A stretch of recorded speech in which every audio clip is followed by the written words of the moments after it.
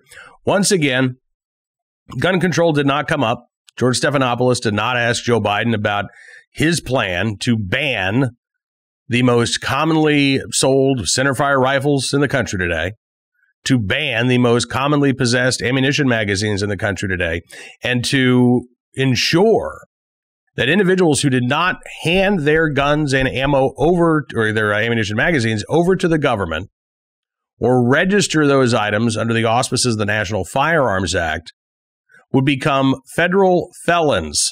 That's right, who could face up to a decade in prison and a $250,000 fine for simply maintaining possession of the guns and ammunition magazines that they currently possess.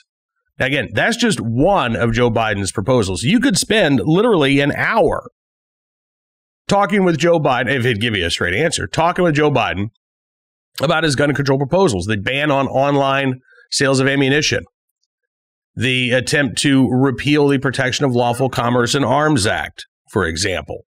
The push in the Biden-Harris plan for state-level gun licensing laws that would be funded by the federal government.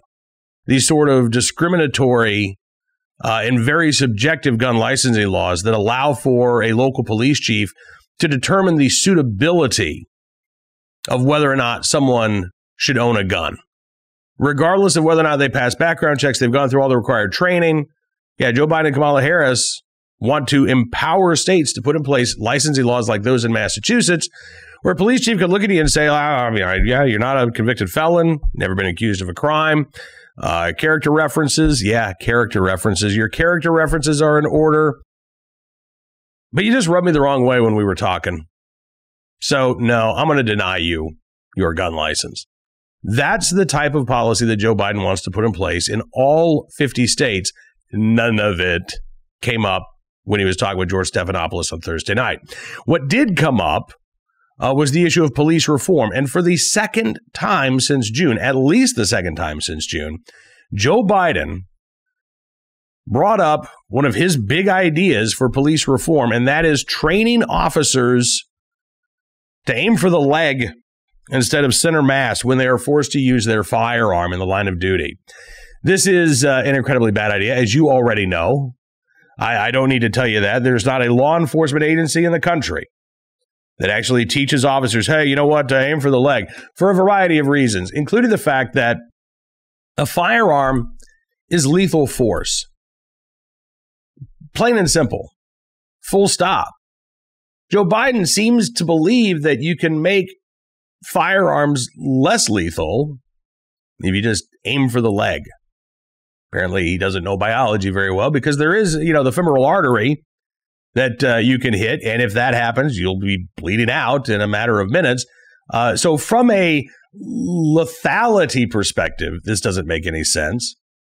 From a law enforcement perspective, it doesn't make any sense either, because law enforcement trained, just as gun owners are, to aim at center mass because you're aiming to stop the threat, right?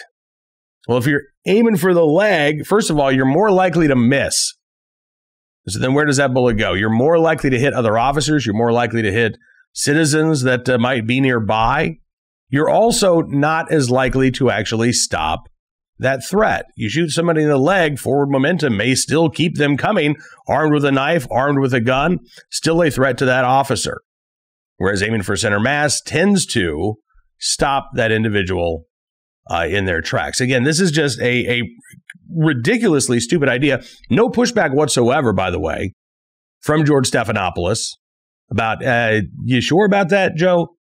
And I'm amazed that nobody on Joe Biden's campaign said anything to Biden when he first brought this up back in June, pulling him aside and saying, hey, listen, Mr. Vice President, listen, we know your heart's in the right place here, but your brain is off somewhere else with this idea. Please don't bring this up again because it makes you look like a moron.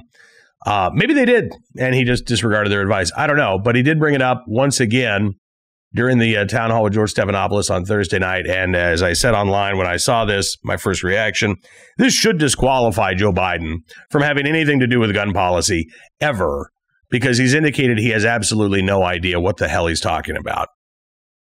But voters will decide in less than 3 weeks now whether or not Joe Biden not only will have a say in setting gun policy, but whether or not the Biden-Harris administration will be able to move forward with their gun ban plans. Already, as I mentioned at the top of the show, we have plenty of gun owners or would-be gun owners who would like to be able to exercise their right to keep and bear arms, but they can't right now. And not because they're a prohibited person, not because they failed a background check, but because of government inaction and delays. Yeah. You may have seen social media posts or people opining that, the long waits for early voting, where people are waiting 5, 6, in some cases 10 hours, that this amounts to voter suppression. Well, what do you call it when individuals aren't having to wait 10 hours to exercise their Second Amendment rights? They're having to wait 10 months or more, because that's the situation in many places around the country. In Philadelphia, Pennsylvania, Gun Owners of America launching a lawsuit because it is now taking over a year for people to apply in Pennsylvania, or in Philly anyway, for their concealed carry license. In Allegheny County, PA, Pittsburgh, PA, folks wanting to apply for their concealed carry license are being scheduled for, as of last week, it was March of 2021. It may actually be later than that now.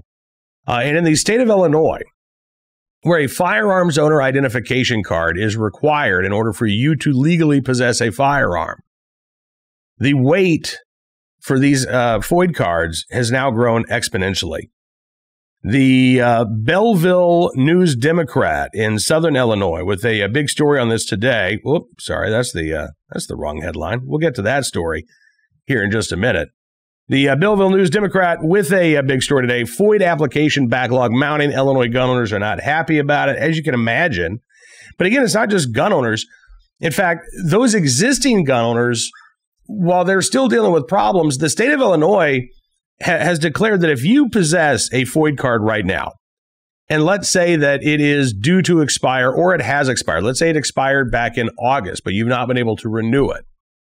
Well, the Illinois State Police, back on September the 3rd, said that the expiration date of FOID cards and concealed carry permits has now been extended for 18 months as long as you submit a renewal application. So as long as you put that application in, you're good to go. And the Illinois State Police is just giving themselves a year and a half to wade through all of these applications. But if you are not an existing gun owner, if you are one of the, millions of Americans out there who have decided that you want to exercise your right to keep and bear arms for the very first time, you're hosed, because you can submit that FOID application, but the Illinois State Police has not said that you can acquire a firearm while your application is being processed, and it is taking months to actually work through the backlog here. The Belleville News Democrat says, according to data that the Illinois State Police provided in an email, there were 147,862 FOID applications that were received in the first 4 months of the COVID-19 disaster declaration, dating back to March. So March through June, Illinois State Police receives 147,862 FOID applications. More than double, by the way, the number that had been received in the previous 4 months. From July through September, so now you're talking 3 months, July, August, September. Illinois State Police said it received 135,798 applications for new or renewed FOID cards. So that number has gotten even higher. And the current backlog, according to the Illinois State Police right now, more than 142,000 FOID card applications and more than 26,000 concealed carry applications. Now, under Illinois state law, the state police are required, doesn't say that the Illinois State Police may go through this process within 30 days. No, the Illinois State Police is required to either issue these FOID cards or deny them within 30 days of an application. But as the News and Democrat says, the backlog has caused most applicants to wait for several months. Richard Pearson, with the Illinois State Rifle Association, says that currently, right now, there are a dozen different lawsuits in various courts, state and federal, arguing that these delays amount to a violation of an individual's constitutional right to bear arms. And I believe that to be the case. Again, if it's voter suppression to say that somebody has to wait 5 or 6 hours in order to cast their vote, then it is absolutely Second Amendment suppression to demand that somebody wait 4, 5, 6, 8, 10, 12, 14 months to exercise their right to keep and bear arms. And we've already seen challenges in Illinois specifically regarding FOID cards, challenging the constitutionality of that requirement anyway. And I hope, and I've got my fingers crossed, that these massive delays only underscore that argument that you are keeping people from exercising a fundamental constitutional right because of the failures of the state to uphold its own requirements. Right? Now, again, if a person in Illinois is found in possession of a firearm without a FOID card, that's a crime. But if the Illinois State Police are taking 6 months to process a FOID card application when they are, under law, required to do so within 30 days, there's no penalty whatsoever. Nothing happens to the Illinois State Police. I mean, sure, they might be subject to some bad press, but nobody's subject to criminal sanction for failing to uphold their end of the deal. So again, I don't know what the outcome of these lawsuits are going to be, but I am hopeful that we're going to see some success here. Because as Richard Pearson notes, it's, even if you have your FOID card, you might be able to possess a firearm. Let's say, I don't know, somebody breaks into your home, you have to call out police, and they, do you have any guns in the home? Yeah, I have guns in the home. Do you have your FOID card? Yeah, here's my FOID card. Well, it expired back in June, but again, you've been extended, so you're good to go. Richard Pearson, though, with the Illinois State Rifle Association, says there's another problem for existing gun owners and those who possess a FOID card that's expired. The Illinois State Police says, hey, you're still good to go. Gun stores, however, feel very differently, and they are refusing to sell, in many cases, firearms to those individuals who have an expired FOID card, even though the Illinois State Police says that it's still valid. He says, I know that they're worried about liability. And so the rule, he says, might say that they're okay, but the law says that you can't do it. And the executive order overrides the law. It's a big quagmire. He says, plus the fact that these people can't buy ammunition in Illinois. And so they have to go online to buy it. And to get it online, you have to supply the provider of that ammunition or the seller of that ammunition with a valid FOID card. And they don't have a valid FOID card. Not under the law. Under the order by the Illinois State Police, sure, it's still valid, even though it's expired. But under the law, it is not. Pearson says not only has this been frustrating for individuals who want to have a firearm or ammunition for the purposes of self-defense, but as we head into hunting season, he says this is becoming a huge issue. He says deer slugs in some places are in short supply. He says, so, you're supposed to have a valid FOID card while you're out hunting, but of course the executive order overrides that, so they're not doing anything about it. The General Counsel of the Illinois State Police, Yvette Loizon, said during a hearing on Thursday that the agency has heard directly from firearm dealers about the issue. She says it's an issue we're cognizant of, and we're looking into ideas in different ways where we can help alleviate some of those problems. A state police spokesperson in Illinois as well said in an email that the agency has been in the process of hiring more analysts to process applications since early this year. Said, quote, the hiring process is ongoing and includes a minimum 6-month training program to ensure that applications are accurately and efficiently processed. I got a couple of questions about that. First of all, does it really take 6 months to undergo this training? Does it really? Because that seems like an awfully long training period before you can let these analysts loose to actually start processing the applications. Secondly, Illinois State Police has actually been saying that they've been in the process of hiring more analysts since before the beginning of this year, because the FOID card delays are not new. They've just gotten worse. Before these lockdown orders went into effect in Illinois back in March, Illinois State Police still sit on a backlog of about 40,000 FOID card applications, and lawsuits had already been filed over the delays. In fact, there's allegations that the state of Illinois basically yanked funding from the Illinois State Police Department in terms of the money that was going to process these applications, never replaced it, and actually increased and were somewhat responsible for the delays in question. So, excuse me, I got to tell you, again, I think that the issue is ripe for litigation in the state of Illinois. And I do believe wholeheartedly, 100%, that if you are having to wait for months at a time in order to exercise your right to keep and bear arms, your rights are being violated. Personally, again, I don't like the idea of a permit to own a firearm. I'm much more a fan of constitutional carry than even shall issue right to carry laws. But these are the laws on the books as they stand right now. And since they're the law and we're supposed to follow the law, the state has the same obligation that gun owners do. And if the state can't follow that law, well, then something needs to change. And in my opinion, it's the bad law itself. All right, let's get to today's armed citizen story, our good deed of the day.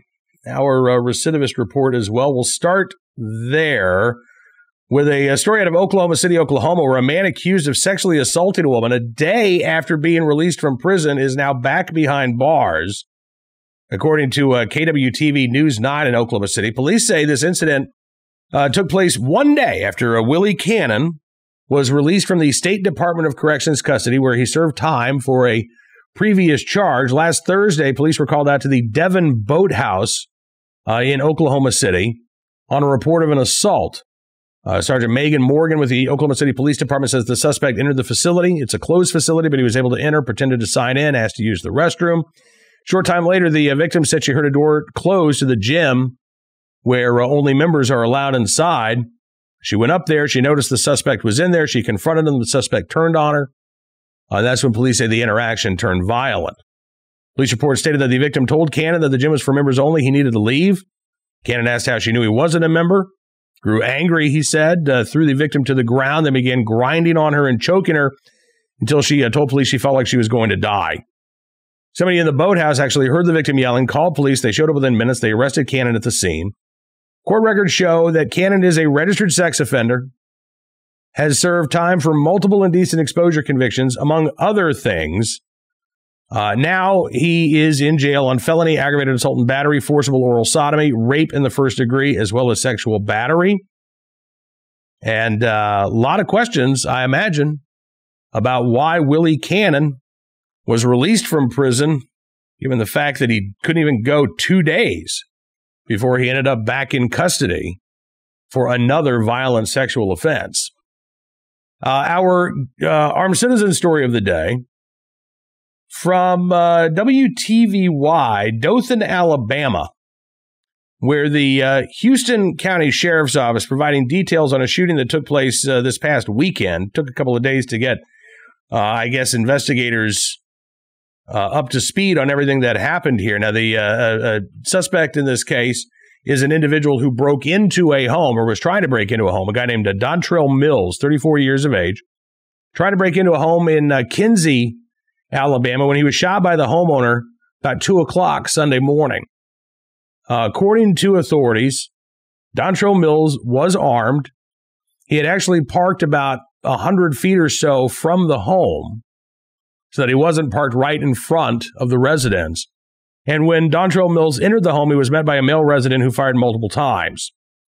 According to authorities, Mills, no stranger to law enforcement, he had been arrested more than 20 times, currently on federal probation. The sheriff there in Houston County, Donald Valenza, said specific motives unclear, but did say that Dontrell Mills and the residents did know each other. He said when the subject breached the house, he and the other male engaged, and Mr. Mills was shot. Rescue arrived, transported him to the medical center where he was treated. He passed away this past Tuesday. Nobody else in the home was injured. Police say that this is still an ongoing investigation because of the potential of other suspects involved here. But, again, the homeowner not going to be facing any charges in connection with the shooting because police believe that he was acting in self-defense. And finally today, our good deed of the day from Indianapolis, Indiana, where an off-duty nurse in the right place at the right time and able and willing to save a man's life at a bar over the past weekend. Yes, as I said, in the right place at the right time. Corey Pereira, a nurse in the ER at Community Hospital East in Brownsburg, Indiana. And he says he loves the challenge of work. He says 1 minute you can be hanging out and helping other coworkers do things. The next minute you're running through an emergency, coming through the front door, or EMS is bringing somebody in. He says it's kind of exhilarating at times. He was kind of hoping for a quiet evening out, though, in Brownsburg. He's at a bar hanging out with his brother, having a drink. And he says this guy just walks by us and he had this look on his face.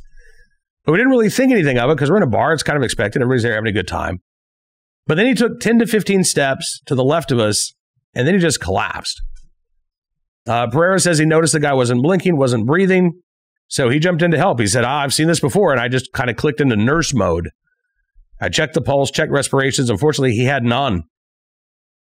No pulse, wasn't breathing. Man was technically dead. Pereira got him in the perfect CPR position, he said, started CPR on him and says, quote, fortunately, I got him back. Amazingly enough, this probably wouldn't have come to really anybody's attention had it not been for a police officer who was also at the bar, saw what happened, and then wrote in a report that, quote, Mr. Pereira should be commended for his quick actions. With today's climate and concern over the COVID pandemic, it was reassuring to see that Mr. Pereira did not hesitate and quickly reverted to his training. Now, we don't have any word on the current status of that individual because of medical privacy laws.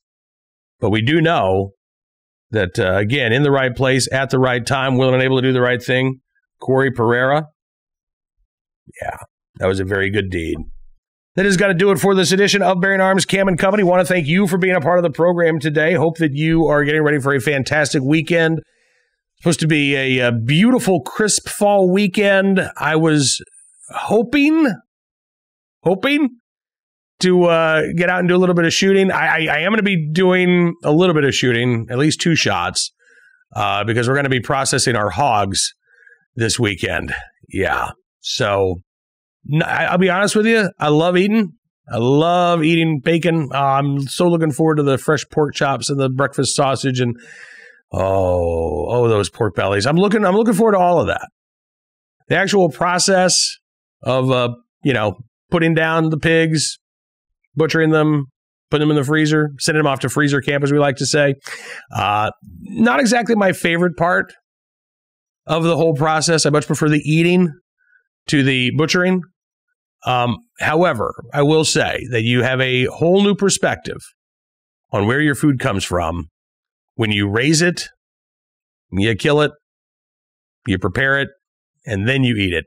When you are intimately involved in all aspects of the food cycle, yeah, it does give you a greater appreciation. So, I'll give you an after-action report on Monday's Bearing Arms Cam & Company. In the meantime, don't forget, you can subscribe to Town Hall Media on YouTube. That way you'll never miss a program. You can also subscribe on Apple Podcasts or Spotify, Stitcher, SoundCloud, townhall.com's podcast page. You can sign up for Bearing Arms Cam & Company. You'll never miss a show that way as well. Although if you're getting it via podcast, you'll miss, seeing if the beard's a little bit longer each and every program. Hope you have a fantastic weekend. Until we talk again, be well, be safe, be free, and we'll see you soon with another edition of Bearing Arms, Cam & Company.